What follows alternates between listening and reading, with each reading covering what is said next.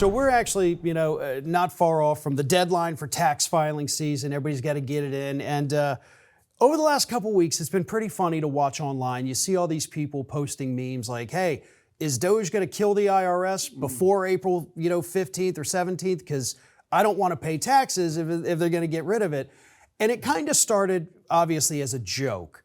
But according to the IRS, no, wait a minute, stop. People are actually not paying taxes this year because they think Doge is going to destroy the agency, which is still a real possibility. They've, cut a lot of staffers, and I think the new budget is going to cut some funding. So the IRS is freaking out right now because they're seeing a huge reduction in the number of tax filings. What struck me about this story, it comes from the Independent UK. What struck me is this paper so out of touch that they believe people are going to be upset by this? You see what I'm saying? Okay, here's the way I see it. They're talking about if they get, I think it was 10% of 90,000 workers. I think that was the number. We're going to do away with 10%. We know we're going to do away with, we're already underway. It's 9,000 workers, okay? First of all, does that change the scenario? Second of all, the GAO comes out and said this year that the government estimates a $250 billion waste of squandered U.S. government taxpayer money. That's the GAO saying that. So they're saying, oh, gee whiz, this is going to cost the IRS $500 billion. Well, okay, so half of it is right here. So really, if everything's terrible, it's $250 billion because they're saying the U.S. government already squanders $250 billion. This is the GAO. Under Biden, by the way. Under Biden.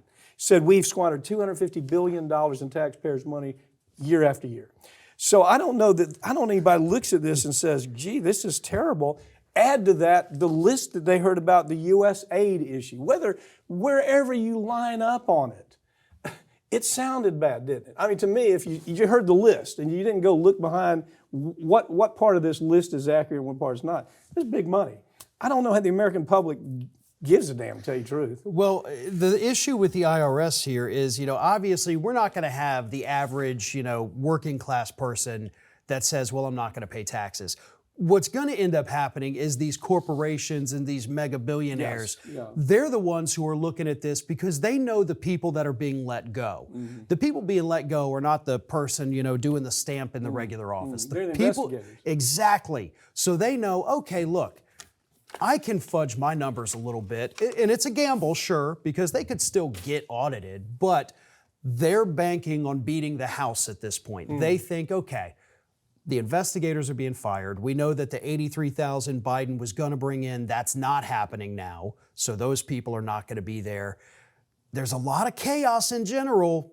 That's going to just cause mayhem and cause people to say, okay, fine, yeah, rubber stamp everything, here we go. So maybe I fudge the numbers a little bit. Maybe I lower my income. Maybe I increase my write-offs that I didn't actually have.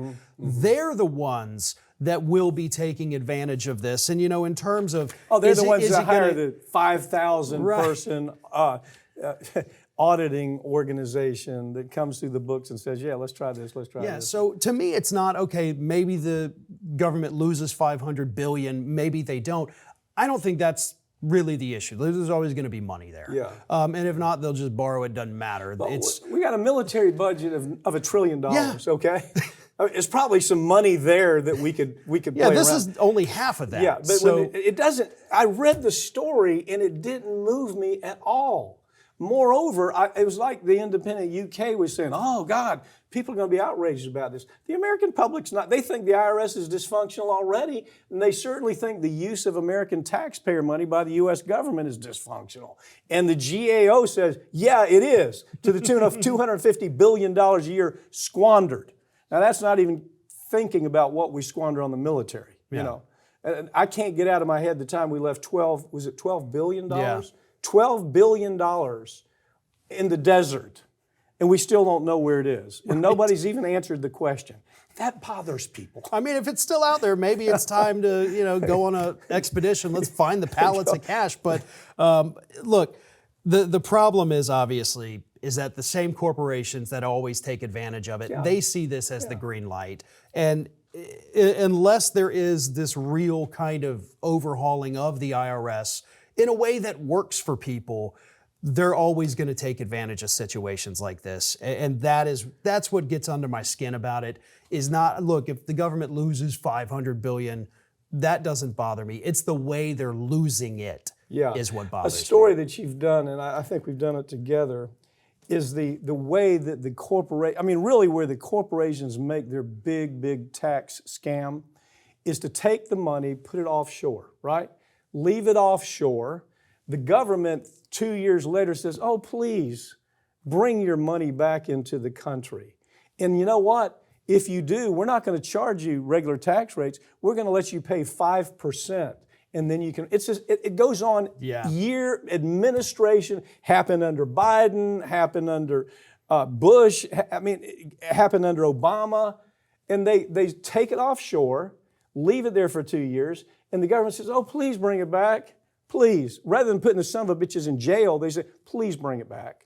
And then they bring it back in, and it's at a discount where you only pay 5% in taxes. Yeah, and it is, we've talked about that in the story too, because the business is here in the United States, their headquarters is, all their people, but their LLC or whatever, however they're incorporated, is a P.O. box in this small room in a building in the Cayman Islands. And that's all it's all the massive corporations right there, box after box. Yeah. And that's where their little bank statements That's where they really hustle the IRS. Yeah. That's why I look at this story, I'm going, it's not a story. It really isn't to me.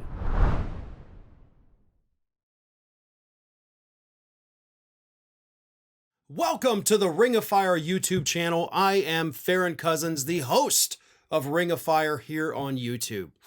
I don't know if this is your first time here, or maybe you're somebody who comes here every single day, but either way, let me tell you what's going on. Ring of Fire was actually started in the year 2004 by none other than our own America's lawyer, Mike Papantonio. And over the last 20 plus years, Ring of Fire has gone from being a 1-hour weekend radio program on Air America through a series of changes. Go Left TV, which we started back in 2007. We've been on the Young Turks network, and of course this very YouTube channel here that started, obviously, as they all do, with no subscribers, and we've now ballooned to well over 1 million as we go on our way to that 2 million mark. So again, if this is your first time here, make sure you subscribe. Take a few minutes, look around. We have content that actually goes back 20 years. So there's lots to see, there's lots to do. And trust me, with the next 4 years of Donald Trump getting back in office, we will be here every day, every single day, with fresh content for you, to keep you informed about what's happening, and of course to warn you of the potential dangers that Donald Trump poses as we approach his second term.